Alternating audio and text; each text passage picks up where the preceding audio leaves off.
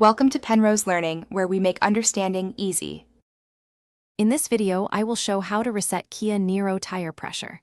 Begin by parking on flat ground and turning the ignition to accessory mode so the car electronics power up. Next, confirm the recommended SI from the driver door placard and note current tire pressures with a gauge.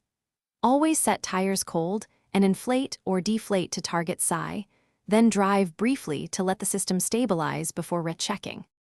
To perform a manual reset on a Kia Niro, switch the ignition to on and use the steering wheel controls to access the vehicle settings menu. Find the tire pressure or TPMS reset option and select it, then confirm the reset when prompted.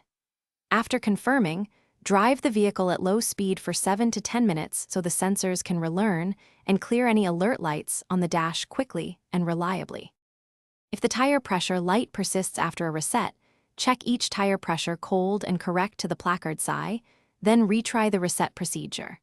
Sensor failures or drain sensor batteries require replacement at a shop or dealer, and spare tire sensors may need pairing.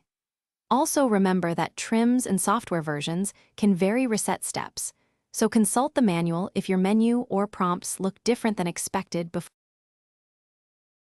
Thanks for watching. If this was helpful, leave a like and consider subscribing. See you next time.